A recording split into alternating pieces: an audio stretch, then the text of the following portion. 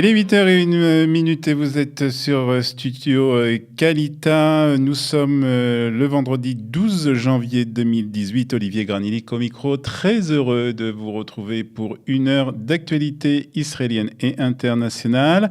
Avec aujourd'hui au programme de cette heure d'actualité, dans quelques instants, ce sera le premier journal de la matinée avec les principaux titres de l'actualité israélienne. 8h15. Notre premier invité, il s'agira du directeur de la salle des noms du Yad Vashem et il nous parlera d'une base de données, une base des données des victimes de la Shoah qui est accessible à partir d'aujourd'hui en français. Notre invité sera Alexander Avraham. 8h25, Eliana Garfinkel sera avec nous pour nous parler d'histoire. 8h35, ce sera l'heure de notre revue de la presse israélienne. Et à 8h45, comme chaque vendredi, nous ferons un point sur la Parashat Shavua et aujourd'hui nous le ferons avec le Rav Saadia Morali de Ra'anana qui nous parlera de la paracha de ce Shabbat. Mais nous commençons par l'actualité israélienne et internationale de ce matin avec les ministres du gouvernement qui discutent déjà depuis plusieurs heures du budget de l'État pour l'année 2019. Il ne devrait pas avoir de surprise et le budget de 479 milliards de shekels devrait être adopté par le gouvernement avant le Shabbat. Un budget qui comprend entre autres un ajout de 2,5 milliards de shekels au budget de l'éducation et qui va pouvoir faire bénéficier de programmes visant à renforcer l'anglais et à combler les lacunes. Le budget 2019 prévoit aussi une nouvelle allocation qui pourra permettre aux personnes âgées de bénéficier de soins dentaires. Du côté de l'intégration, ce budget comprend une réduction des allocations logement dans le cadre du panier d'absorption, le Ksal Klita.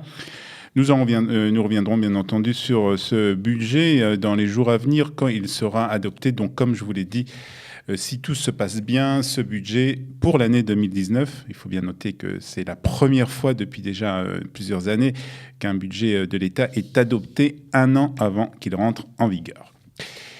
Les recherches pour retrouver les terroristes responsables de l'attaque terroriste qui a coûté la vie au Rav Raziel Shevar continuent.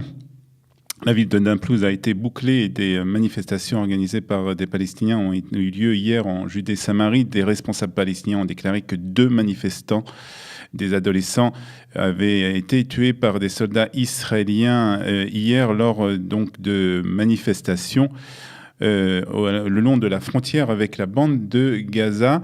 Des informations qui n'ont pas été confirmées du côté israélien. Parallèlement, une opération conjointe menée par l'armée israélienne et le Shin Bet a permis d'appréhender 18 Palestiniens suspectés de terrorisme. C'est ce qu'indique en tout cas un communiqué de l'armée israélienne. Les suspects étaient recherchés pour des faits de terrorisme, de troubles à l'ordre public et de violences contre des civils et des forces de sécurité israéliennes, a précisé aussi le porte-parole de Tzahal.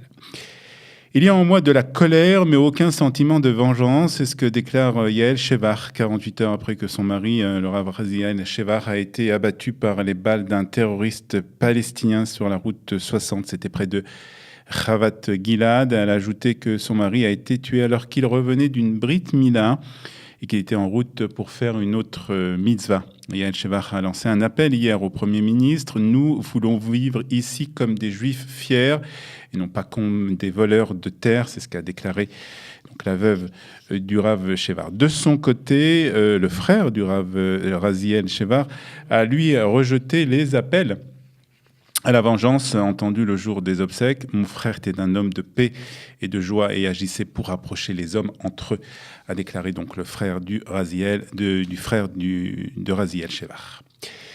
C'est aujourd'hui que le président américain doit annoncer sa décision de réimposer ou non des sanctions économiques contre l'Iran. Et selon les commentateurs à Washington, Donald Trump ne devrait pas créer la surprise et signera la poursuite de l'accord sur le nucléaire avec les Iraniens. Le président français Emmanuel Macron a, lui, souligné lors d'un entretien téléphonique qui s'est tenu hier entre donc Emmanuel Macron et Donald Trump, l'importance du respect pour l'ensemble de ces signataires de l'accord nucléaire avec l'Iran. Le président de la République a rappelé la détermination de la France en faveur d'une application stricte de l'accord et l'importance de son respect par l'ensemble de ses signataires, a précisé un communiqué du palais de l'Élysée. La bonne mise en œuvre de l'accord devrait être accompagnée d'un dialogue renforcé avec l'Iran sur son programme balistique et sa politique régionale afin de garantir une meilleure stabilité au Moyen-Orient, a poursuivi ce communiqué. Et le Premier ministre israélien Benjamin Netanyahu se rendra samedi soir en Inde pour un voyage officiel de 5 jours. Il sera accompagné de 130 hommes d'affaires. Le directeur général adjoint du ministère des Affaires étrangères pour l'Asie, Gilad Cohen, a affirmé que ce voyage avait pour but d'approfondir les liens politiques, commerciaux et culturels entre les deux pays. La semaine dernière, le ministre indien de la Défense avait annoncé qu'il achèterait 131 missiles sol-air à Israël. Israël, il faut le dire, est un fournisseur important dans le domaine de la défense pour l'Inde, avec environ 1 milliard de dollars de matériel militaire vendu chaque année. Notons qu'au cours de ce voyage, le Premier ministre israélien rencontrera aussi des stars et des cadres de l'industrie cinématographique indienne. Et la météo, pour terminer ce journal, la météo de ce vendredi 12 janvier 2018, il fera 19 degrés à Tel Aviv, 15 à Jérusalem, 20 degrés à Beersheva, 24 degrés à Tel Aviv. Un beau soleil va illuminer votre Shabbat, mais la pluie devrait revenir samedi soir. Voilà, c'est l'essentiel de l'actualité de ce matin. Nous reviendrons bien entendu à 8h35 avec la revue de la presse israélienne. Il est 8h08 et dans quelques instants, nous recevrons notre premier invité, Alexandre Abraham, qui nous parlera de la base des données des victimes de la Shoah, qui est accessible à partir d'aujourd'hui en français.